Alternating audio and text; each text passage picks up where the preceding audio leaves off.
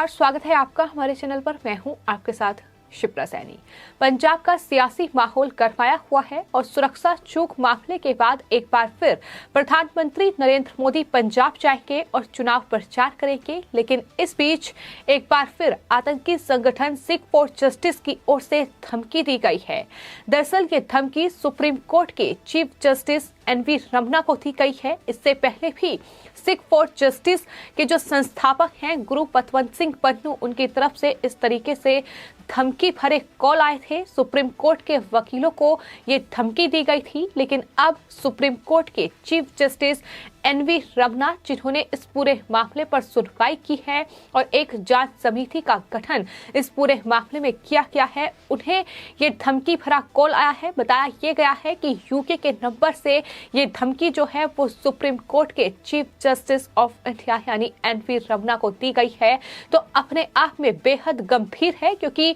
जिस तरीके से कैप्टन अमरिंदर सिंह की ओर से ही ठीक एक दिन पहले ये जानकारी दी गई है कि पंजाब में चुनाव प्रचार के लिए एक बार फिर प्रधानमंत्री नरेंद्र मोदी और केंद्रीय गृह मंत्री अमित शाह जाएंगे। लेकिन किस तरीके से जो खालिस्तानी संगठन है सिख फॉर जस्टिस, उनके संस्थापक गुरु पतवंत सिंह पन्नू इस तरीके से प्रधानमंत्री को लगातार टारगेट कर रहे हैं और अब सुप्रीम कोर्ट के वकील और सुप्रीम कोर्ट के जजों को लगातार वो धमकी दे रहे हैं। आपको बता दें, सुप्रीम कोर्ट में एडवोकेट्स ऑन रिकॉर्ड को आतंकी संगठन सिख फॉर जस्टिस का एक फोन आया है, जो जानकारी सामने आई है और उसमें सीजेआई एनवी रमन्ना के लिए खतरा था, यानी उन्हें ये धमकी दी गई थी। कॉल में सिख फॉर जस्टिस के संस्थापक गुरु पतवंत सिंह पन्नू, जिन्होंने पहले ये दावा किया था कि सुप्रीम कोर्ट के ऊपर खालिस्तानी झंडा फहराया जाएगा, वो लगातार बेतुके दावे कर रहे हैं। ये साफ तौर पर इस रिकॉर्ड कॉल में सुना जा सकता है और हिंसा से हिंसा होती है, इस तरीके के बयान उनकी तरफ से दिए गए हैं। सिर्फ इतना ही नहीं, उन्होंने चेतावनी ये भी दी है कि दिल्ली रेलवे स्टेशन को शुक्रवार 4 फरवरी को बंद कर दिया जाएगा। इस तरीके की धमकी लगातार उनकी तरफ से दी जा रही है। तो फिलहाल आपको बता दें, 5 जनवरी को जिस तरीके से प्रधानमंत्री नरेंद्र मोदी पंजाब के दौरे पर थे और वहां उनकी सुरक्षा में बड़ी चूक हुई, या यूं कह सकते हैं कि प्रधानमंत्री की हत्या की साजिश कहीं न कहीं रची गई थी। वो एसपीजी की मुस्तैदी के चलते कोई अनहोनी वहां नहीं हो पाई। लेकिन जिस तरीके से ये पूरा षड्यंत्र प्रधानमंत्री के खिलाफ रचा गया था, जिस तरीके से प्रधानमंत्री के काफिले को इन प्रदर्शनकारियों ने ब्लॉक कर दिया था और जिसे पंजाब सरकार किसान बता रही थी, दरअसल उस पूरे काफिले को रोकने की जो जिम्मेदारी है वो सिख फॉर जस्टिस, ये आतंकी संगठन है, इसकी तरफ से ली गई है। जो रिकॉर्ड मैसेज सामने आए हैं उसमें खुद इस बात को सिख फॉर जस्टिस के संस्थापक गुरु पतवंत सिंह पन्नू मान रहे हैं कि दरअसल प्रधानमंत्री का काफिला उनके द्वारा ही रोका गया था। लेकिन अब जिस तरीके से सुप्रीम कोर्ट के वकील और सुप्रीम कोर्ट के चीफ जस्टिस को धमकी दी जा रही है, मकसद साफ है कि इस पूरे मामले में कोई जांच ना हो, इस पूरे मामले में कोई छानबीन ना हो, ये खुलासा ना हो पाए कि आखिर किस तरीके से इस पूरे मामले को अंजाम दिया गया, प्रधानमंत्री की सुरक्षा में ये चूक क्यों हुई, इसके पीछे मकसद क्या था, आखिर किन लोगों का इसके पीछे हाथ था। ये तमाम चीजें हैं जो फिलहाल जांच का विषय हैं और यही वजह है कि सुप्रीम कोर्ट ने इस पूरे मामले में चीफ जस्टिस एनवी रमन्ना की बेंच ने जो सुनवाई की है उसमें दरअसल एक जांच समिति का गठन किया गया है, जिसमें सुप्रीम कोर्ट के जो रिटायर्ड जज हैं वो इस समिति की अध्यक्षता करेंगे और इस पूरे मामले की जांच पड़ताल करेंगे। तो फिलहाल यही वजह है कि पंजाब सरकार यानी चरणजीत सिंह चन्नी सरकार सवालों के घेरे में है कि क्या खालिस्तानियों के साथ मिलकर इस तरीके का षड्यंत्र जो है वो देश के प्रधानमंत्री नरेंद्र मोदी के खिलाफ रचा गया था, क्या उनकी हत्या की साजिश की ये पूरी कोशिश थी। जिस तरीके से प्रधानमंत्री पंजाब गए और वहां फिरोजपुर में जाते वक्त उनका काफिला इस तरीके से फ्लाईओवर पर रोक दिया गया, कोई सुरक्षा के इंतजाम नहीं थे, प्रधानमंत्री के लिए कोई बैकअप रूट नहीं था। ये तमाम चीजें हैं जो फिलहाल कहीं ना कहीं जांच का विषय बनी हुई हैं और सुप्रीम कोर्ट की अब ये जांच समिति इस पूरे मामले में छानबीन कर रही है। लेकिन सबसे हैरान करने वाली बात यह है कि इस पूरे मामले में जहां एक तरफ पंजाब सरकार खड़ी हुई है, वहां लगातार राजनीतिक बयानबाजी जारी है तो वहीं खालिस्तानियों की पूरी कहीं ना कहीं घुसपैठ इस पूरे मामले में एक के बाद एक उसको लेकर खुलासे हो रहे हैं। हालांकि एक तरफ प्रधानमंत्री की सुरक्षा में चूक की जिम्मेदारी जो है वो आतंकी संगठन सिख फॉर जस्टिस की ओर से ली गई है, तो वहीं दूसरी तरफ जिस तरीके से सिख फॉर जस्टिस ये आतंकी संगठन और इसके संस्थापक गुरु पतवंत सिंह पन्नू का वीडियो सामने आया है, उनके ऑडियो सामने आए हैं, जिस तरीके से वो धमकी दे रहे हैं ये अपने आप में हैरान करने वाला है। हालांकि इससे पहले भी गणतंत्र दिवस के मौके पर तिरंगा की जगह जो खालिस्तानी झंडा फहराएगा उसे $1 मिलियन का इनाम दिया जाएगा, इस तरीके की घोषणा उनकी तरफ से की गई थी। और इसके बाद जम्मू कश्मीर के निवासियों को राष्ट्रीय राजधानी की ओर मार्च करने और पाकिस्तान के कब्जे वाले कश्मीर का झंडा फहराने का भी आह्वान जो है वो गुरु पतवंत सिंह पन्नू की ओर से किया गया था। यानी अपना एजेंडा कहीं ना कहीं हिंदुस्तान में कामयाब करने की कोशिश में गुरु पतवंत सिंह पन्नू हैं और उनका साथ दे रहे हैं ये तमाम कांग्रेसी, ये तमाम जो पंजाब सरकार में मंत्री हैं, यहाँ तक कि मुख्यमंत्री चरणजीत सिंह चन्नी और साथ ही ये तमाम आंदोलनजीवी जो खुलकर किसान आंदोलन में इन खालिस्तानियों के साथ नजर आए थे, फिर चाहे वो राकेश टिकैत हो या फिर गुरनाम सिंह चढ़नी जैसे नेता हो जो लगातार खालिस्तानियों के साथ इस पूरे आंदोलन में जिन्होंने सियासी रोटियां सेकी।